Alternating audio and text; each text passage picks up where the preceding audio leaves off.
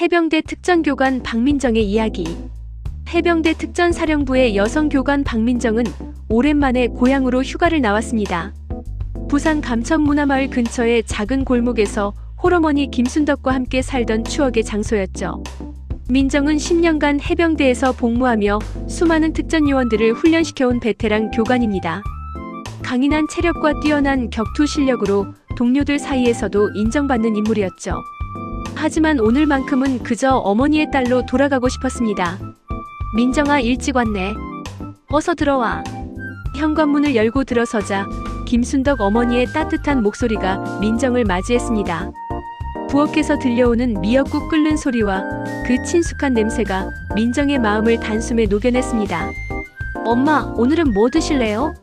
민정이 부엌으로 향하며 물었지만 어머니는 이미 준비를 마친 듯 했습니다. 식탁 위에는 갓 지은 보리밥과 따뜻한 미역국, 그리고 민정이 어릴 때부터 좋아했던 오징어 젓갈이 정갈하게 놓여 있었습니다. 점심시간이 되자 모녀는 함께 골목을 나섰습니다.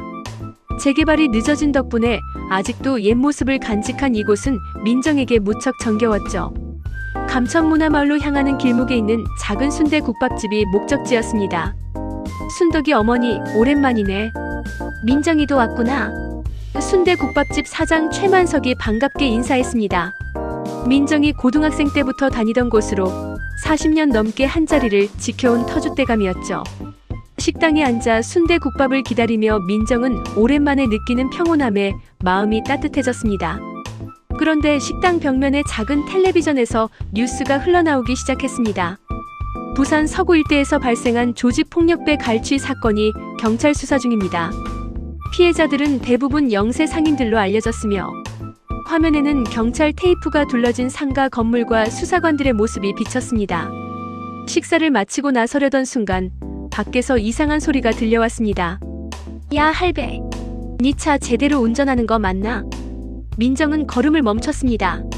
목소리의 톤이 예사롭지 않았거든요. 식당 입구에서 불과 몇 미터 떨어진 골목 어귀에서 70대 노인 한 분이 낡은 봉고차 앞에 서 있었습니다. 그 앞에는 20대 초반으로 보이는 젊은 남자 3명이 둘러서 있었죠. 문신과 특유의 행동거지로 보아 일반인이 아닌 것은 분명했습니다. 할아버지, 이거 긁힌 거 어떻게 할 거예요? 그중 한 명이 자신의 검은색 아반떼 범퍼를 가리키며 말했습니다. 하지만 민정이 보기에는 흠집이라고 할 만한 것도 보이지 않았죠. 명백히 꺼리를 잡는 상황이었습니다. 노인은 당황스러워하며 고개를 숙였습니다. 죄송합니다. 제가 조심하지 못해서가 아니라 이미 긁어놓고 모른 척 하려고 했잖아요.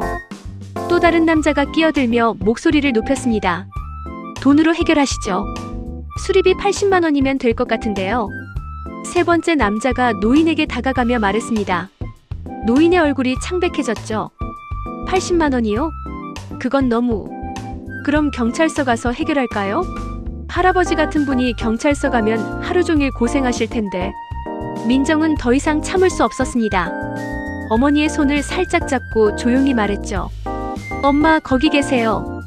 금방 올게요. 민정아, 안 돼. 위험해. 어머니가 만류했지만 민정은 이미 식당 문을 열고 밖으로 나가고 있었습니다. 그만하시죠. 더는 안 봐줄 겁니다. 민정의 목소리는 차분했지만 단단했습니다. 해병대에서 수년간 쌓아온 경험과 자신감이 배어 있었죠. 세 남자는 서로 눈을 마주치며 낄낄댔습니다. 아가씨, 꺼져. 다치기 전에. 첫 번째 남자가 민정을 위아래로 훑어보며 말했습니다. 하지만 민정은 한 발자국도 물러서지 않았죠. 오히려 노인에게 한 걸음 더 가까이 다가갔습니다. 첫 번째 남자가 참지 못하고 민정의 어깨를 밀었습니다. 하지만 예상과 다른 일이 벌어졌습니다. 민정은 밀려나기는커녕 오히려 더 단단히 자리를 지키고 있었거든요. 해병대 특전교관으로 단련된 몸과 기술이 빛을 발하는 순간이었습니다. 지금 가시면 아무 일도 없었던 걸로 하죠. 민정이 다시 한번 경고했지만 남자들은 자존심이 상했는지 뒤로 물러서지 않았습니다. 곧이어 격투가 시작되었고 민정은 3명을 상대로도 전혀 밀리지 않으며 순식간에 모두를 제압했습니다. 이 모든 과정이 지나가던 시민들에 의해 촬영되어 해병대 여교관 조폭 3명 제압이라는 제목으로 온라인에 퍼지게 되었습니다. 하지만 이로 인해 더 큰 문제가 발생했죠. 다음날 순대국밥집 사장 최만석의 딸 최유진으로부터 급한 전화가 왔습니다. 언니, 우리 아빠가 납치당했어요. 어제 일 때문인 것 같아요. 제압당했던 조폭들이 보복을 위해 사장을 강제로 데려간 것이었습니다. 민정은 자신의 행동 때문에 무고한 사람이 피해를 당했다는 죄책감에 휩싸였습니다. 걱정하지 마세요. 반드시 구해드릴게요. 민정은 차량 번호를 단서로 추적을 시작했고 외곽 지역의 낡은 고철 처리장을 은신처로 찾아냈습니다. 그런데 그곳에서 놀라운 사실을 발견했습니다.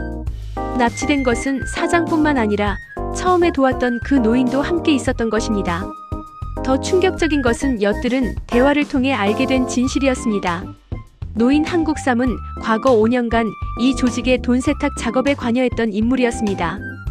폐지 수거업을 하며 겉으로는 평범해 보였지만 실제로는 조직의 불법 자금을 세탁하는 역할을 해왔던 것이죠.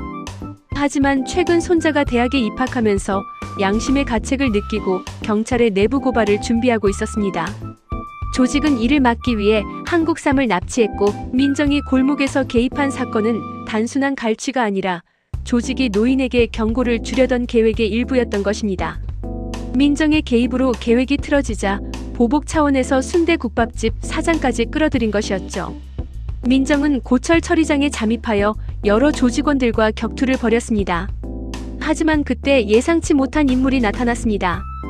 바로 이태연 과거 해병대 특전사령부에서 함께 훈련했지만 국무이탈 후 조직의 일원이 된 전직 동료였습니다. 박민정 교관 오랜만이네. 태연의 얼굴에는 복잡한 감정이 섞여 있었습니다. 이태연 상병, 왜 이런 곳에 있는 거야? 민정은 안타까운 마음이 들었습니다. 한때는 함께 땀 흘리며 훈련했던 동료가 이런 길을 걷고 있다는 것이 믿기지 않았거든요. 교관님도 알잖아요. 군대에서 도망친 사람이 어떻게 되는지. 태연의 목소리에는 체념이 섞여 있었습니다.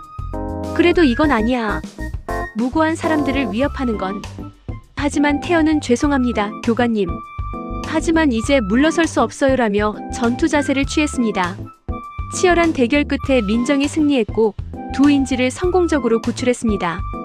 한국삼은 경찰 조사에서 그동안 숨겨왔던 조직의 모든 비리를 털어놓으며 이제야 마음이 편해집니다라고 말했습니다.